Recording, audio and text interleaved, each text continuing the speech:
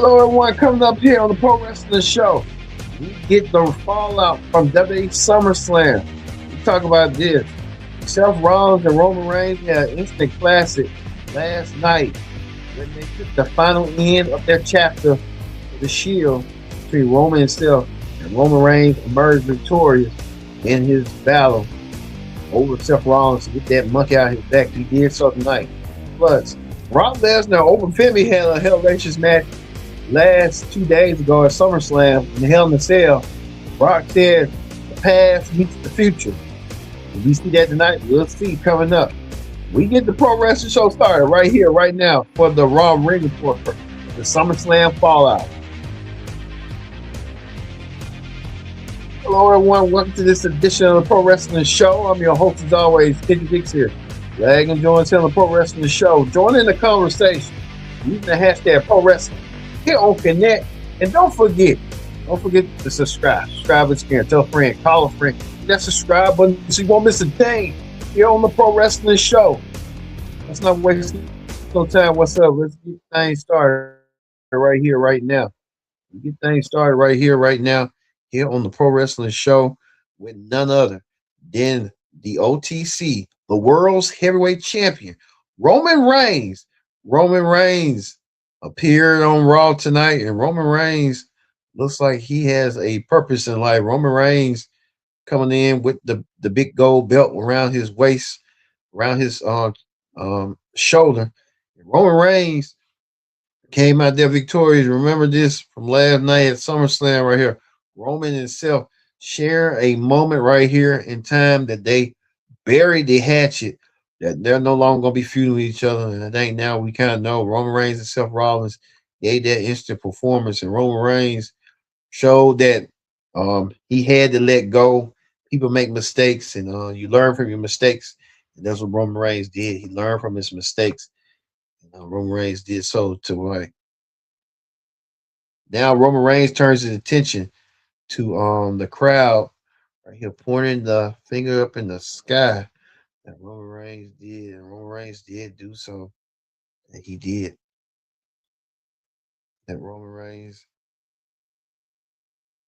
did, and Roman Reigns pointing his finger up to the sky to the audience and showed the audience what he was all about. Until LA Knight showed up. LA Knight showed up and saying that he deserves a shot of the world title. He's not going to be way in the front of the line, behind the line, the back of the line, and everything else. Roman Reigns wanted to know the LA Knight didn't deserve an opportunity. LA Knight wants an opportunity at the world title, and LA Knight did so right here and did so indeed. And LA Knight showing the world that he wants a shot at the belt. Called out Roman Reigns out his name, and Roman Reigns was not perturbed about it. Roman Reigns, LA Knight, hey man, you need to go in the back of the line. LA Knight saying he wants to go in front of the line. So I'm guessing they're gonna have a match somewhat down the road. We don't know when, we don't know where, but they probably have a match coming up shortly between LA Knight. So we'll see. LA Knight still wants his answer. LA Knight ain't gonna wait for it. Well, Roman was in the back chastising his cousins, telling his cousins why they couldn't get the job done at SummerSlam when they had a chance to defeat Royce Keys, Solo, and LA Knight. I want to show you some highlights of that match. That was crazy. Well, we thought we had some highlights of it. I guess right here, this is one of the highlights right here that Roman was talking about, that they couldn't easily put away Royce Keys, Solo, and LA Knight. This is what Royce Keys did right here. High version power slam, spine buster, spine on the prime to Jacob Fatu. Jacob took that spine buster the way he did, and Jacob doing so. You see right here, Jacob Fatu, Solo Sikoa, and LA Knight embracing each other after that victorious win together. I don't get that, but to each his own. We saw how that went down. Well, Roman was kind of a little bit mad about it. Roman said that they should have got it done. And Roman Reigns was kind of upset about what had happened, them losing to Solo, LA, and Royce. Roman said that he wants his hands on LA Knight. He'll get him himself. That's down the line. But LA Knight, Roman walked away. When Roman had walked away, and that's when LA Knight showed up. LA Knight showing up, telling the Bloodline, the Usos, and Jacob that, hey, show that. Can you show that? Jacob.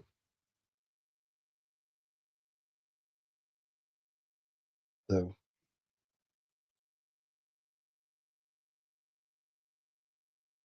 so we saw that as well. So LA Knight trying to get in the head of the Bloodline. Like Jay wanted to do something, Jay couldn't do something. And then LA Knight said that your daddy told you to hold off and don't want to fight me. Well, Jacob was the only one. Jacob decided to go take it to Royce Keys and told Royce Keys, I want to show you that right there. Jacob told Royce Keys that you involved in family business. You need to stick your our family business and let me I want to fight you one-on-one, the street fight. Jacob came to him like a man and told him they want a street fight, and we're gonna have a street fight a little bit later on. So tune in a little bit later on about the street fight coming up. Where we get this right here. The bouncy one, Javon Evans, the tall 6'4", 6'5". Thought Javon Evans be 6'1", but Javon Evans tall, 6'5". He came out there bouncing with the crowd. He went against one of his nemesis, his NXT rivals, Ethan Page. Him and Ethan Page had a rivalry back in NXT about a couple of months ago. You saw right there. Ethan Page came out there. Ethan Page and Javon Evans had an instant match. The ego one, the egotistical one, came out there to do what he did. And did what he did right here. The bouncy one leaped across and leaped on bounds and stuff like that. And we saw that as it played out tonight. So we had saw. Look at Javon leaping on, bouncing and bouncing around the ring. And most of the ring went down right here. Javon taking it right here to Ethan, won the match. But guess who showed up? None other than Big Cass. Big Cass, we haven't seen Big Cass in almost 6 years. Big Cass was in AEW, and now Big Cass was WM Morris in AEW. Now he's Big Cass. He's right back to Big Cass. Big Cass is back. He big booted Javon and clotheslined the hell out of Javon. Javon Evans did not see that. Javon Evans being someone closer to his side. Big Cass was almost like 7 foot tall, rips in solid steel, and did some finishing maneuver like a power slam onto a slam. He did that move and let Javon Evans down. Javon Evans, the victim of that move, and you gotta wonder. If you want to think about it, what the hell Big Cass did at Javon Evans? Maybe Javon Evans came out there. Big Cass came out there. Jackie Redmond interviewed Big Cass and asked him, like, why did you target Javon Evans? Big Cass said he didn't mean to target Javon Evans. He just saying Javon ain't a lot of bodies that he's gonna break. Man, Big Cass is back, and Big Cass looked bigger, meaner, nastier, and tougher ever before. So Javon Evans better watch out, because Big Cass is on a roll, and he's a man on a mission. We just don't know what his mission is. See, I would like to him fight somebody else bigger than his size, but who knows? They're trying to get him established again. So we'll see about that coming up. But we get this right here. The women's world champion, Liv Morgan. Liv Morgan, Trouble. That's what her name is. Liv Morgan came out there. I want to show you Liv Morgan right quick. Liv Morgan, the Trouble one, flanked by Women's Intercontinental Champion Raquel Rodriguez, who got some little barbed wire wrapped around the belt.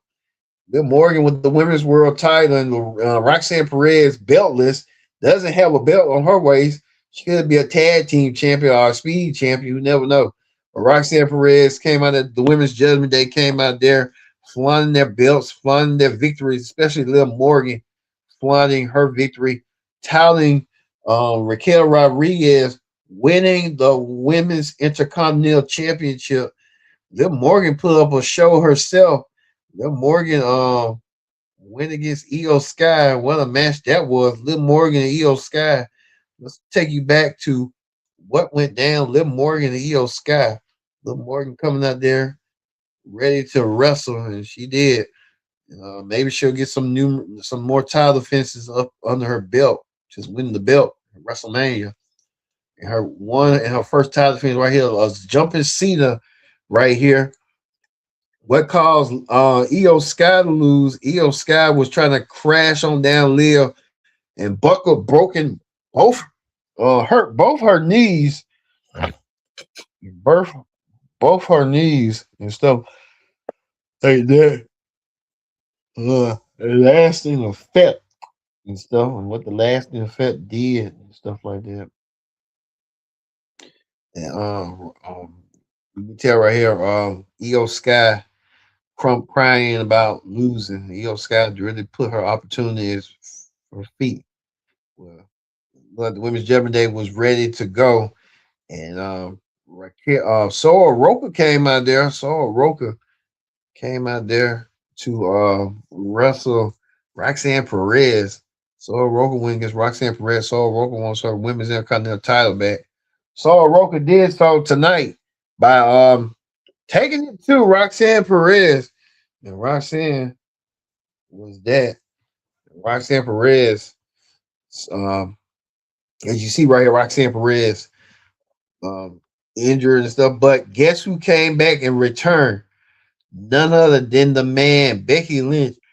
Becky Lynch back in the saddle once again. And Becky Lynch said that she wants a shot at Liv's Women's World Championship. Becky Lynch did not back down, and said she wants a shot at the Women's World title. And Liv Morgan told, come on and bring it until none other Liv's. It's like the ghost of Liv's past coming out of nowhere.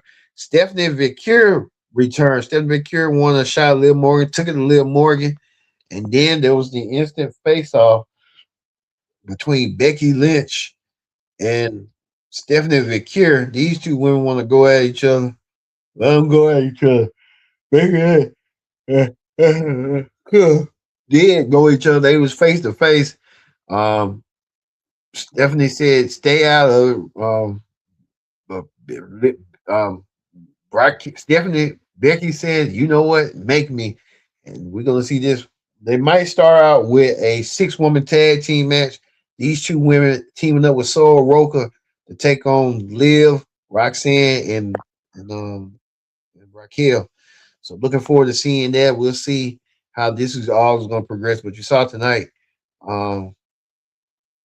between them, so we'll see how that's going to go tonight. So looking forward to seeing that between these women. Speaking of that, Paul Heyman, watching from the monitor of the Brock Lesnar match, Open Femi approaches Paul and told Paul Heyman to tell Brock, say thank you and thank you again.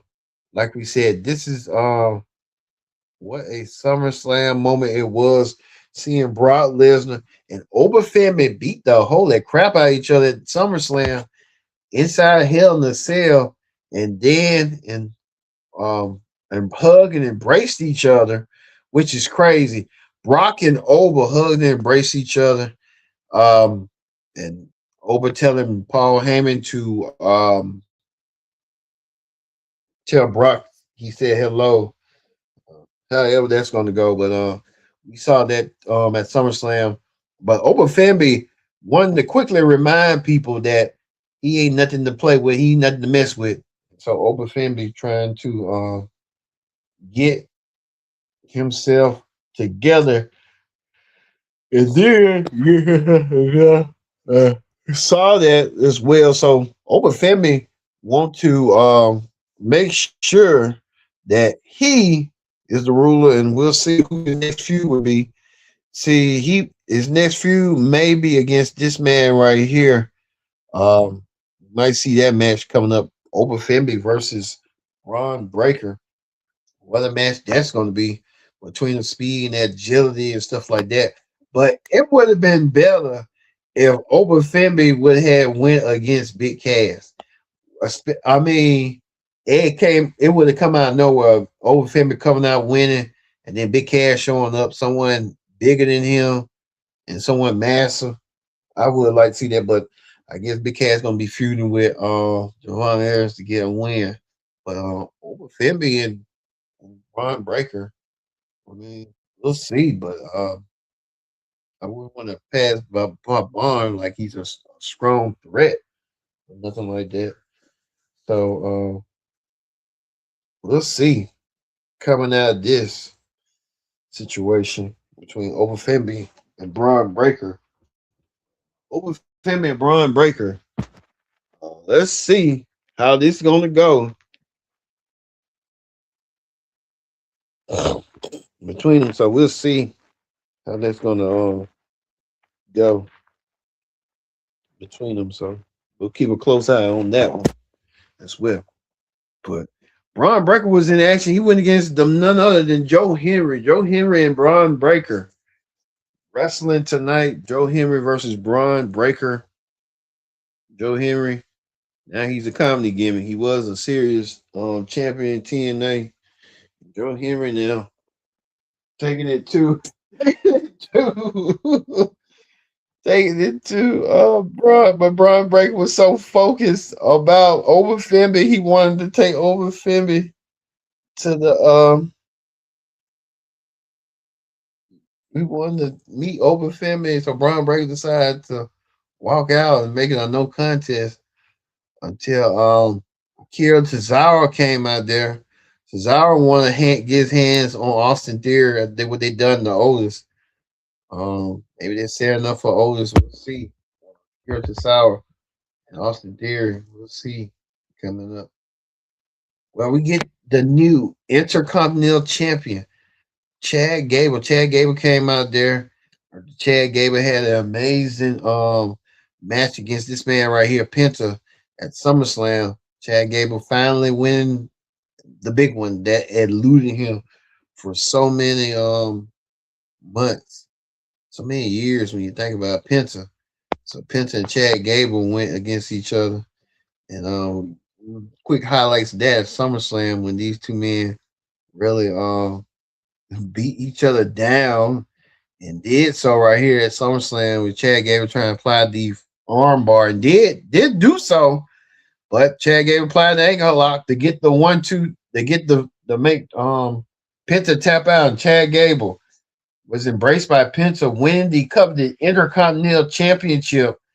Well, the Intercontinental Championship that Chad Gable he won't forget for the rest of his life. Chad Gable back on the mountaintop again, but these two men were in tag team action. They was against each other last night, but now they put themselves being tag team partners against these two men, JD Madonna and Dominic Mysterio. I want to show you that right quick. JD and Dominic stuff. I'll show you JD and Dominic coming out the Judgment Day, coming out there. JD and Dominic was in action. JD and Dominic uh, did so tonight, calling out them. And JD and Dominic was in action when against the Judgment Day and did do so and did and the record and stuff. But Chad Gable using the German suplex to get the 1-2-3 over um, Dominic and Chad Gable and in the win. Dominic won't be able to get no opportunities when you think of it. Let's see. Well, we told you earlier tonight. Um, Jacob Fatu challenged Royce Keys to a match. Jacob Fatu challenged Royce Keys to a match, 1-on-1, a street fight, and Royce Keys accepted. Royce Keys and Jacob Fatu went 1-on-1 inside in a street fight. Jacob Fatu like he wanted to take his anger and his frustrations out, and he did. He took his anger and frustrations out on Royce Keys in the street fight. Jacob Fatu had hands tight taped. Three hands taped means that he wanted to use that Tongan Death Grip. Did we see it? Royce Keys came out there. Now we told you Royce Keys did a beautiful power slam when Jacob was running over the top rope um, at SummerSlam. You can show some footage of that. Jacob Fatu and Royce Keys right here at SummerSlam doing the thing, and did Jacob Royce Keys hit that beautiful spine buster, spine on the prime, and that's what it was. Well, uh, Jacob Jacob Fatu won with that devastating, that vicious Tongan Death Grip, and the Tongan Death Grip play a huge role, play a huge part. Look at that! Look at Jacob Fatu. Didn't want to let go of it. He kept going like he was. He like he was a pro. He kept trying to choke the man out and made the man bleed, made him bleed, and kept going for it. Referees and officials had to restrain Jacob Fatu from himself. Even general manager Alan Pierce came out there trying to get him off of Royce Keys. He still didn't want to get himself off Royce Keys.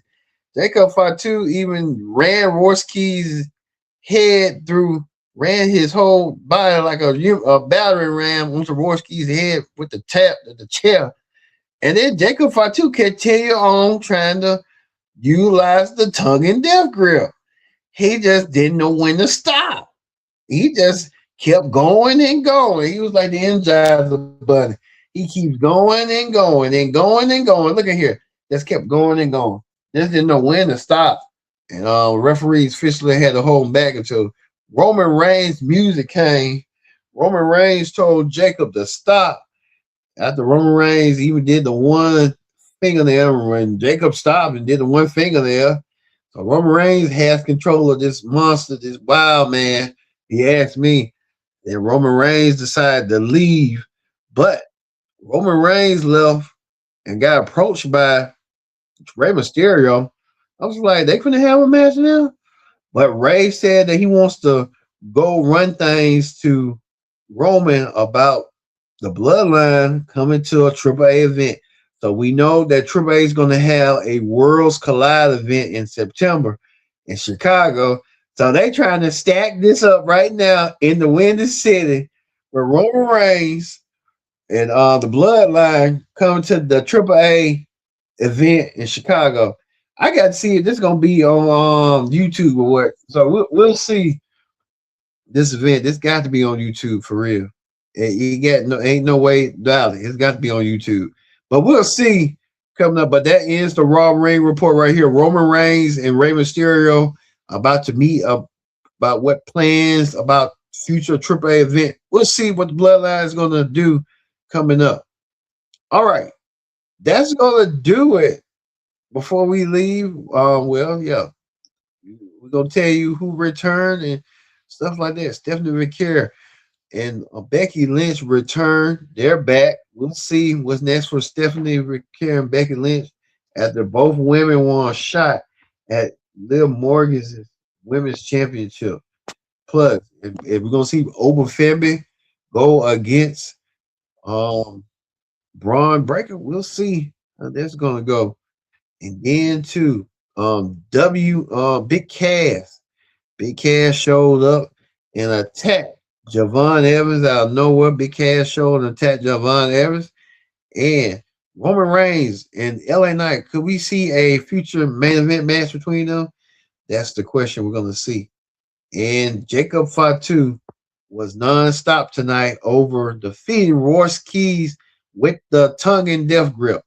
So there's a lot going on. All right. We're going to leave you with Jacob Fatu damaging Royce Keys with the Tongan Death Grip. I've been your host, Kendrick Dick, saying so long. We'll see you tomorrow for the NXT Ring Report here on the Pro Wrestling Show presents the Raw Ring Report.